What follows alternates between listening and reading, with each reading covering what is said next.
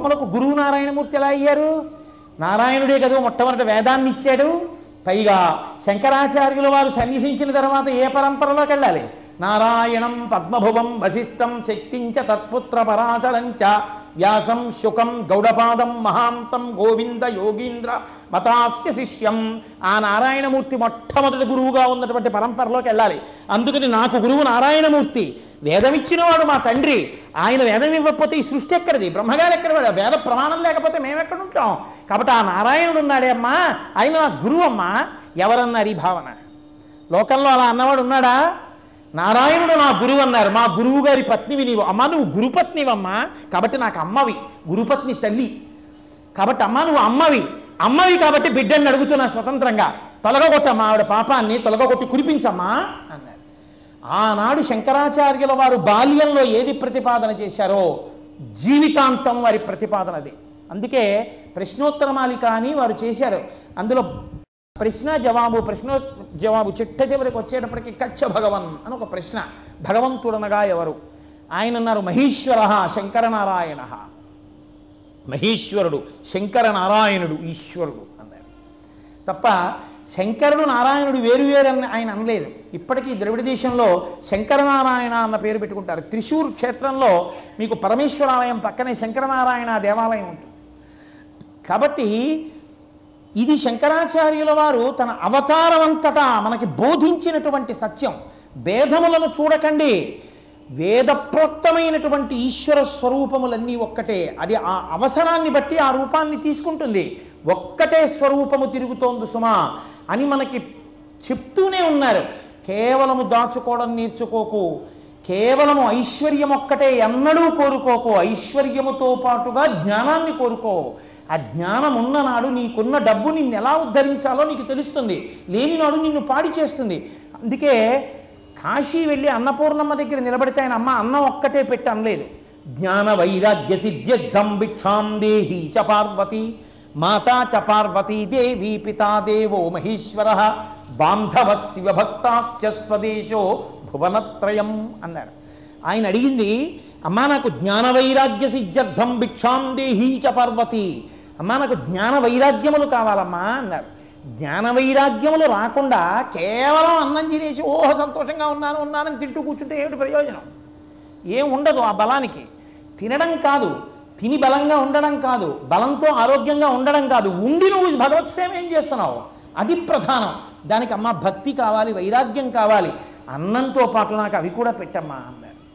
శంకరులు తన జీవితం మొత్తం మీద ఆయన చేసిన స్తోత్రాలన్నింటిలో మీకు కనకధారా స్తవంలో ఆయన ప్రతిపాదించిన 2 మౌలికమైన విషయాలు ఏ ఉన్నాయో ఆ 2 మౌలికమైన విషయాల్ని ఆయన అలా కొనసాగిస్తూనే వచ్చారు. అటువంటి శంకర భగవత్పాదులు కనకధారాస్తవం చేసి బ్రాహ్మణికి అంతటి ఐశ్వర్యాన్ని కట్టపెట్టారు. వారు ఎన్ని చోట్ల ఎన్ని అవైదికమైనటువంటి మతములను ఖండన చేశారు. అందుకే శంకరావతార పరిసమాప్తి చేసేటప్పటికీ ఈ దేశంలో ఏ ఒక్కరూ సాధించలేని గొప్ప విషయాన్ని ఆయన సాధించారు. జవహర్లాల్ నెహ్రూ అంతటి వాడు ఒప్పుకున్నాడు ఆ విషయాన్ని. మిగిలిన వాళ్ళందరూ జాతీయ సమైక్యత జాతీయ సమైక్యత జాతీయ సమైక్యత అని గుండెలు బాదుకుని వేరైపోయే మాటలు చెప్తూ జాతీయ సమైక్యత అని ఉపన్యాసాలు చెప్పిన వాళ్ళే. శంకరాచార్యుల వారు ఒక్కరే షణ్మత స్థాపనాచార్యులై శివుణ్ణి, విష్ణువుని, అమ్మవారిని, వినాయకుణ్ణి, సుబ్రహ్మణ్యుణ్ణి, సూర్యభగవానుణ్ణి షణ్మత స్థాపనాచార్యులై పంచాయతన పూజని నిర్దేశం చేసి మీ అందరూ కూడా చక్కగా ఇటువంటి ఆరాధనా విధానంతో తరించండి అని మనందరినీ కూడా మనమందరం పరమేశ్వరుని యొక్క స్వరూపాలం, మనమందరం భగవంతుని యొక్క బిడ్డలం, అదే జ్ఞానములోకి వెడితే చిట్ట చివర అద్వైత స్థితిని పొందుతావు అని మనకి నేర్పి మనమందరం ఆ వైదిక మతానికే చెందిన వాళ్ళం, మనమందరం వేద ధర్మమునకు కట్టుబడిన వాళ్ళం అని మనందరం ఒక్కటే అన్న భావన 3 సార్లు దేశమంతా పర్యటించి తీసుకొస్తే శంకర భగవత్పాదుల అవతార పరిసమాప్తి చేసే సమయానికి విడిపోయినటువంటి స్థితి లేదు, మనందరం ఒక్కటే అనేటటువంటి గొప్ప భావాన్ని ఈ జాతికి తీసుకొచ్చి జాతీయ సమైక్యతని తీసుకొచ్చిన పరమ కారుణికులు శంకర భగవత్పాదులు. ఆయన సాధించినటువంటి విజయం అనన్య సామాన్యం, మహానుభావుడిది. శిష్యుల్ని ఎంతమందిని ఎన్ని రకాలుగా ఉద్ధరించారు. అందుకే శంకరుల జీవితం, శంకరుల యొక్క సాధితముల గురించి మాట్లాడడం అంటే సాధ్యం కాదు. అందుకే ఆయన పుడుతూనే అభిజిత్ లగ్నంలో పుట్టారు. అభిజిత్ లగ్నంలో పుట్టినటువంటి వాళ్ళకి అన్నిటా జయమే. 5 గ్రహాలు ఉచ్ఛలో ఉండగా పుట్టారు. ఆయన పుట్టేసరికి ఆయన అడుగు తీసి అడుగేస్తే ఆయన్ని ఖండించడానికి, ఆయన్ని ఓడించామనడానికే తయారైన వాళ్ళు. కానీ శంకరాచార్యుల వారి జీవితం మొత్తం మీద ఓటమి అన్న 3 అక్షరాలు లేవు. ఆయనకున్నవి 3 అక్షరాలే, గెలుపు. అందుకే జయం తప్ప అపజయం ఎరగని వారు శంకర భగవత్పాదులు. అందుకే ఆయన వస్తుంటే ఒక్కటే మాట, జయ జయ శంకర హర హర శంకర. జయం తప్ప అపజయం ఎరగని వాడా, మాకున్న పాపములను హరించు, మాకున్న అజ్ఞానమును హరించు, మాకున్నటువంటి అహంకారమును హరించు, నీ పాద రేణువులను చేసి మమ్మల్ని కూడా అనుగ్రహించు. ఇంత గొప్ప శంకర భగవత్పాదులు తన అవతార పరిసమాప్తి తర్వాత మళ్ళీ అవైదికమైన వాదనలు, ఆచార భ్రష్టమైన సిద్ధాంతములు ఈ దేశంలో ప్రవేశించి ఈ దేశంలో ఉండేటటువంటి సనాతన ధర్మ వ్యవస్థని తూట్లు పడవకూడదని తూర్పున జగన్నాథులో గోవర్ధన పీఠము, పడమర ద్వారకలో కాళికాపీఠము, ఉత్తరమున బదరికాశ్రమములో జ్యోతిపీఠము, దక్షిణమున శృంగగిరిలో శారదాపీఠము, కంచి కామకోటి పీఠము, ఈ పీఠములను స్థాపించినటువంటి మహాపురుషుడు శంకరులు. శంకరులు 4 దిక్కుల ఈ పీఠాల్ని కాపు పెట్టారు. కాబట్టే 4 దిక్కుల నుంచి మళ్ళీ అవైదికమైన వాదనలు కబళించకుండా ఆనాటి నుంచి ఈనాటి వరకు మళ్ళీ ఆయన పరంపరలో అటువంటి జ్యోతిర్మయమైనటువంటి స్వరూపాలు కారణజన్ములైనటువంటి వాళ్ళు పుడుతూనే ఉన్నారు. పుట్టి పీఠాధిపత్యం వహిస్తూనే ఉన్నారు. వహించి సనాతన ధర్మ వ్యవస్థని తమ మాటలతో నిలబెడుతూనే ఉన్నారు. ఒక్కొక్క మాట ఎన్ని లక్షల మంది, కోట్ల మంది జీవితాల్ని మార్చిందో. చంద్రశేఖరేంద్ర సరస్వతి నడిచే దేవుడు పరమాచార్య స్వామి వారు మహానుభావుడు కాలినడకన వెడుతూ ఉంటే కొన్ని వేల మంది ఉన్న సభలో మేము ఇది ఇస్తాం అది ఇస్తామని చెప్పి పళ్ళు పట్టుకుని, బంగారం పట్టుకుని, డబ్బులు పెట్టుకుని, వస్త్రాలు పట్టుకుని ఇది ఇస్తాం అది ఇస్తామని మీద పడుతుంటే ఇలా అని ఒక్కసారి సభనంతటినీ ఆపి ఆయన ఒక్కటే అన్నారు, నేను పేద సన్యాసి, నాకేమీ అక్కర్లేదు, నేను కాషాయం ఏనాడు కట్టానో ఆనాడే నేను అన్నీ విడిచిపెట్టాను, అటువంటి వాణ్ణి నేను మిమ్మల్ని యాచిస్తున్నాను, మీ అందరూ కూడా మీ దగ్గర ఉన్నదే నాకు ఇవ్వగలరా అని అడిగారు. ఇస్తాం ఇస్తాం అని ఇన్ని వేల మంది అరిచారు. ఏం కావాలి చెప్పండి, ఇస్తాం. మీకు ఈశ్వరుడు ఆయుర్దాయం ఇచ్చినంత కాలం, ప్రతిరోజు మీరు బతికి ఉన్నంత కాలం, ప్రతిరోజు 2 నిమిషములు మీ జీవితంలో రోజుకి 2 నిమిషాలు నాకు ఇచ్చేయగలరా? ఇచ్చేస్తాం ఇచ్చేస్తాం అన్నారు.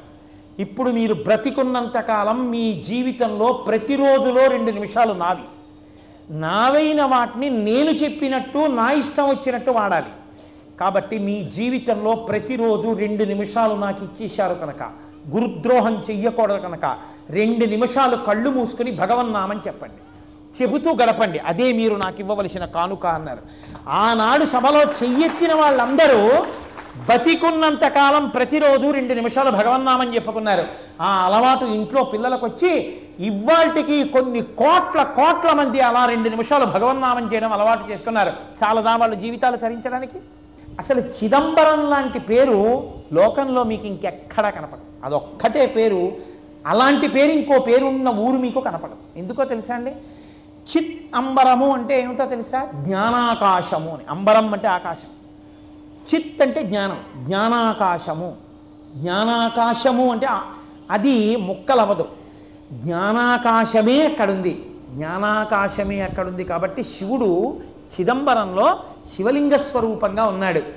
ఆయన చిదంబర రహస్యం అంటారు. కాళహస్తి రహస్యం, శ్రీశైల రహస్యం, కాశీ రహస్యం అలా ఉండవు. చిదంబరానికి ఒక్కటే రహస్యం. ఏమిటి రహస్యం అంటే ఎదురుగుండా ఉన్న గోడకి తులసిమాల వేయడం. అంతటా ఆకాశము నిండిపోయినట్టు అంతటా పరమశివుడు నిండిపోయి ఉన్నాడని నిరూపించిన జ్ఞానాకాశము పేరుగా కలిగినటువంటి క్షేత్రమే చిదంబరం. అందుకే చిదంబర క్షేత్రం మీద శంకర భగవత్పాదులకు ఒక ప్రత్యేకమైన శ్రద్ధ. అక్కడ కైలాసం నుంచి తీసుకొచ్చిన శివలింగాన్ని ఉంచారు. మహానుభావుడు ప్రస్థానత్రయం, భగవద్గీత, బ్రహ్మసూత్రాలు, ఉపనిషత్తులు, వాటికి భాష్యములను ఇచ్చారు. శివానందలహరి, సౌందర్యలహరి, ఎన్నో భుజంగ స్తోత్రాలు, ఎంతమంది దేవతల మీదో ప్రార్థనలు, ఎన్నిటినిచ్చారో. ఇన్ని ప్రాతస్మరణం స్తోత్రాలను ఇచ్చారో శంకరాచార్యుల వారి సాహిత్యంలో వాటిని పక్కన పెడితే దేవతల మీద చదువుకోవడానికి స్తోత్రాలే కలుగుతాయి. అన్ని స్తోత్రాలని శంకరాచార్యుల వారు ఇచ్చారు. ఎన్ని చోట్ల తపస్సు చేశారు, భగవంతుని యొక్క సాక్షాత్కారాన్ని పొందారు.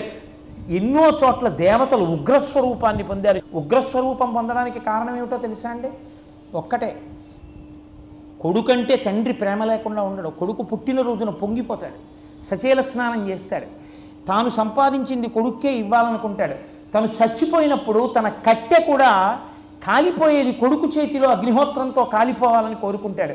అటువంటి తండ్రి కొడుకు ఇంట్లోకి వస్తున్నాడు అంటే ఛీ ఆ దరిద్రుడి మొహం నేను చూడని పక్క గదిలోకి వెళ్ళిపోయాడు అనుకోండి, ఎందుకు వెళ్ళిపోతాడు తండ్రి? అంటే తండ్రి ఇలా బ్రతకరా అని ఏం చెప్పాడో అలా తప్ప ఇంకా తన ఇష్టం వచ్చినట్టు బ్రతికిన వాడు ఎవరుంటారో వాడిని చూసి తండ్రి ఉగ్రమూర్తి అవుతాడు. అదే ఉగ్రస్వభావాన్ని పొందడం అంటే, దేవతలు ఉగ్రస్వరూపాన్ని పొందడం అంటే వాళ్ళకి ఏదో కోపం వచ్చిందని మీరు అనుకోకూడదు. నాన్నగారికి కోపం ఎందుకు వస్తుంది? కొడుకు సరిగా ప్రవర్తించకపోతే. అవైదికమైన మార్గములలో వెళ్ళిపోవడం అన్నది జరిగితే దేవతల ఉగ్రస్వరూపాన్ని పొందుతారు. అప్పుడు మళ్ళీ కారణజన్ముడై పరమేశ్వరుడు అవతార స్వీకారం చేసి అందరి మనసులు మార్చి మళ్ళీ వైదిక మత స్థాపనం చేసి వేద ధర్మాన్ని నిలబెట్టి వేద ప్రమాణమును నిలబెట్టిన నాడు ఈశ్వరుడు శాంతమూర్తి అవుతాడు.